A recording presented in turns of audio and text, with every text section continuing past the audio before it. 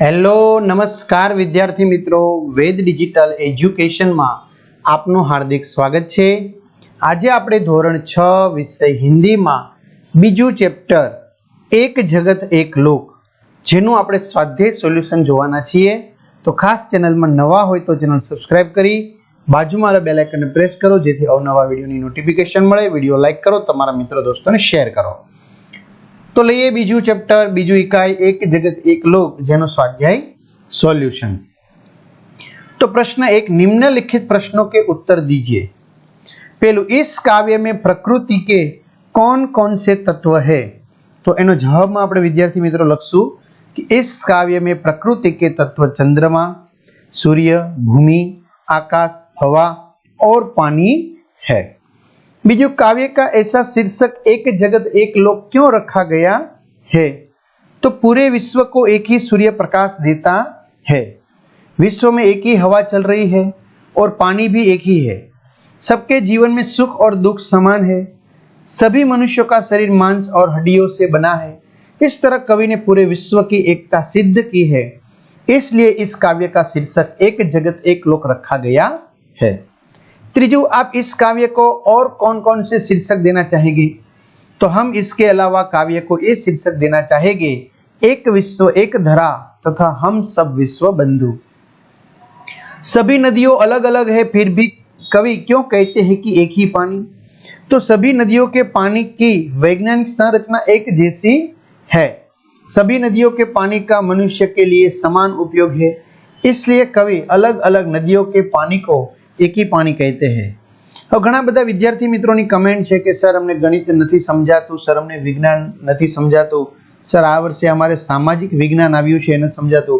તો ભાઈ ગણિત જય સર, વિજ્ઞાન ફેનિલ સર, સામાજિક વિજ્ઞાન ઋત્વી મેડમ, ઇંગ્લિશ તમને હાર્ડ લાગે છે નીલમ મેડમ, ગુજરાતી પલાસ છે એબી નીલમ મેડમ। તો બધા જ વિષયના વિડીયો, સ્વાધ્યાય, અભ્યાસ જો આ બધું જ તમને આપણી એપ્લિકેશનમાંથી મળશે। શું મળશે? જો બધા જ વિષયના પાઠ્યપુસ્તકના પ્રકરણની સમજૂતીના વિડીયો, અભ્યાસ સ્વાધ્યાયની સમજૂતીના વિડીયો, પરીક્ષાના સમયે પરીક્ષા માટે ઉપયોગી અસાઇનમેન્ટ, એના પેપરો, એકમ કસોટી ખાસ તમારા માટે સ્વઅધ્યયન પોથી, સ્વાધ્યાય પોથીની સમજૂતીના વિડીયો પ્લસ પીડીએફ આપણી વેદ ડિજિટલ એજ્યુકેશન નામની એપ્લિકેશન જે ગૂગલ પ્લે સ્ટોર કે જ્યાંથી તમે ગેમ ડાઉનલોડ કરો છો તો ત્યાં જઈને ડાઉનલોડ કરી લો। પેજ ખુલશે, ઓપન કરશો એટલે તમારા મોબાઈલ નંબર નાખો, બીજું કશું નથી ઉમેરવાનું। સેન્ડ ઓટીપી કરો, 4 આંકડાનો ઓટીપી આવશે, નાખશો તો પેડ કોર્સમાં જુદા જુદા પેડ પ્લાન, એક્ઝામ પેપરમાં પેપરો, 3 થી 12 માં 3 થી 12 ધોરણના વિડીયો, એમાં તમારું ધોરણ પસંદ કરી વિષય વાઇઝ પાઠ વાઇઝ વિડીયો જોઈ શકો છો। અને તમારા મિત્રો દોસ્તોને ખાસ જાણ કરજો। અથવા શાળા મિત્ર તમારી પાસે એપ્લિકેશન હોય તો એમાં પણ ધોરણમાં જઈ 6ઠું ધોરણ સિલેક્શન કરી પાઠ્યપુસ્તકમાં વિષય પ્રમાણે પાઠ વાઇઝ વેદ ડિજિટલના વિડીયો ફ્રીમાં મેળવી શકશો। प्रश्न 2, विलोम अर्थ वाले शब्दों के जोड़े बनाइए और उदाहरण के अनुसार वाक्य में प्रयोग कीजिए। तो पहलू शुभ, तो एनु विरोधी अशुभ। तो शुभ, जन्माष्टमी का दिन सबके लिए शुभ दिन है। अशुभ, कल का दिन आपके लिए अशुभ था। चेतन, जड़, वनस्पति में भी चेतन है, जड़ वनस्पति जड़ नहीं है। जीवन, मृत्यु, दवाइयां हमें जीवन देती है, दवाइयों हमें मृत्यु से बचाती है। स्वामी दास, भगवान सबका स्वामी है, वह किसी का दास नहीं है। प्रकाश, अंधकार, सूर्य हमें प्रकाश देता है, दीपक अंधकार दूर करता है।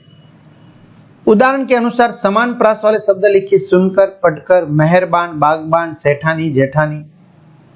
निम्नलिखित भाव दर्शाने वाले काव्य पंक्तियों लिखिए। पूरे विश्व में एक ही सूर्य का प्रकाश है, एक ही हवा चल रही है और एक ही प्रकार का जल है, एक तेज, एक हवा, एक ही पानी।